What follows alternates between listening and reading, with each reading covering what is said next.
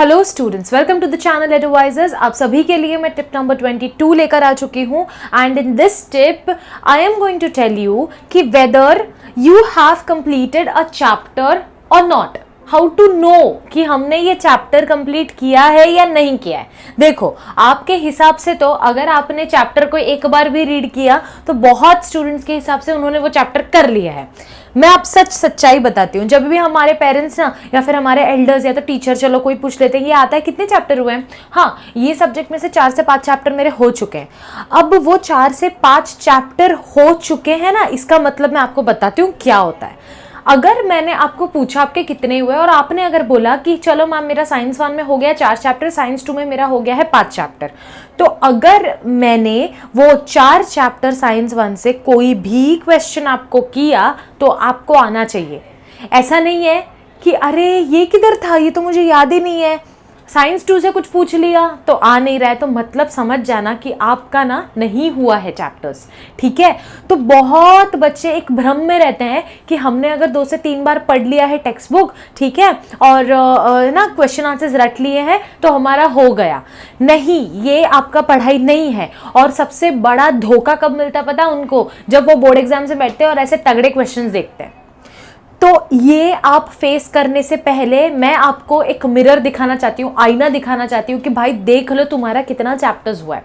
सबसे पहली बात, पढ़ने का स्टाइल तो मेरा हमेशा वही है कि पहले टेक्स्ट बुक पढ़ो, उसके बाद पहले तो आप वीडियोस जो भी आप देखते हो, जिसका भी देखते हो उसका देखो, उसके बाद आप टेक्स्ट बुक पढ़ो।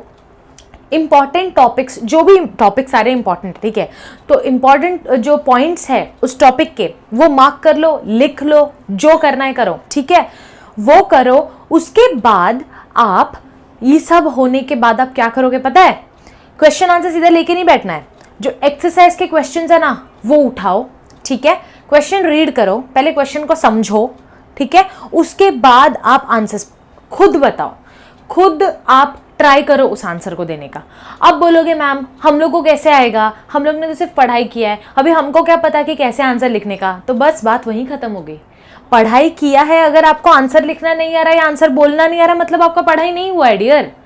आपका ओरल एग्जाम बोर्ड एग्जाम में नहीं होने वाला है, ओरल नहीं लेने वाला है कोई, या तो ओरल में ऐसा भी नहीं कि चलो ओरल में आप फुल टू इंग्लिश में बोल दोगे, वो भी तो नहीं होने वाला है, राइट। तो आपके मन में झांक के कोई नहीं देखेगा भाई इसको सब आता है, इसने सब समझ लिया है लेकिन इसको बोलना नहीं आ रहा है और लिखना नहीं आ रहा है, तो बेटा ये तो है गलत, ठीक है। तो आपको करना क्या है, एक्सरसाइज के क्वेश्चंस उठाने हैं, ट्राई करना है, आता है क्वेश्चन पढ़ो, आंसर्स दे सकते हो। अगर देना आता है 10% भी अगर आप आंसर दे पा रहे हो तो आप थोड़ा सा तो पढ़ाई किए हो भाई।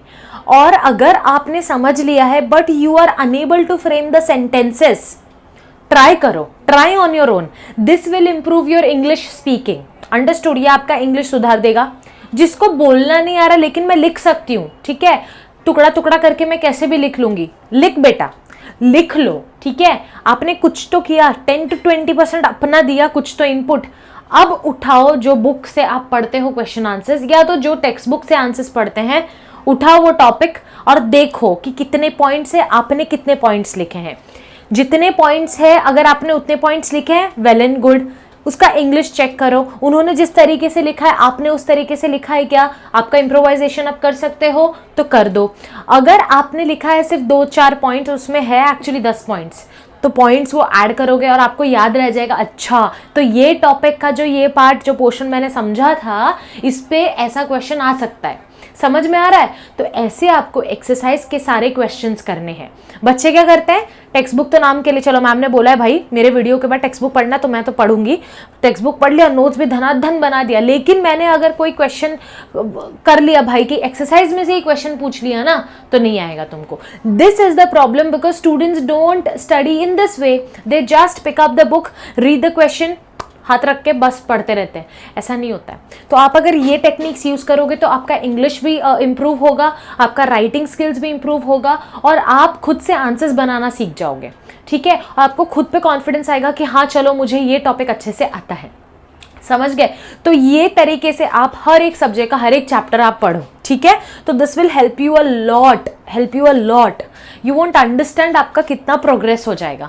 तो ऐसे ही आपको अगर एक्स्ट्रा क्वेश्चंस मिलते हैं तो फिर क्वेश्चन सारे करो।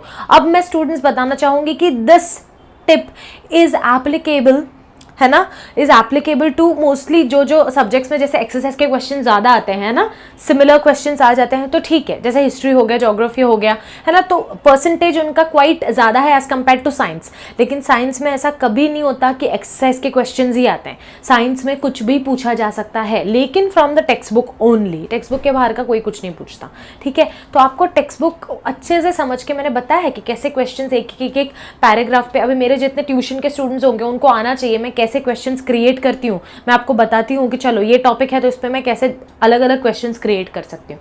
तो बस वही है, तो हर चीज़ आप अच्छे से समझ लोगे तो आपको कोई भी क्वेश्चन पूछा जा सके आप आराम से बोल सकते हो, ठीक है। So try these tips on exercise के क्वेश्चन, जो आपका अपकमिंग चैप्टर्स है, आप जो भी पढ़ रहे हो वो क्वेश्चन आंसर सीधा छापो मत, कहीं से भी देखो मत, आप खुद से ट्राई करो देने का, ठीक है। I hope this tip is useful for you all. Wait for the next tips, आने वाले हैं, जरूर आएंगे 31 टिप्स, डोंट वरी। और ये टिप्स इंप्लीमेंट करो। मुझे 2-3 लोगों का ही सिर्फ अपडेट आया है कि हाँ हमने इंप्लीमेंट किया और ये सब इफेक्ट हुआ, and I am very happy to read those comments and all. So please do let me know those who are implementing my tips, एंड कौन से टिप आप इंप्लीमेंट कर रहे हो उसका टिप नंबर भी बता देना, so that I will just have a record of all those. So thank you for watching my video, and if you liked it give a like, share and subscribe to my channel, press the notification का bell button, and I hope you all are doing well. पढ़ते रहो यार, मजे करो, tension ना लो, ठीक है। चलो बाय।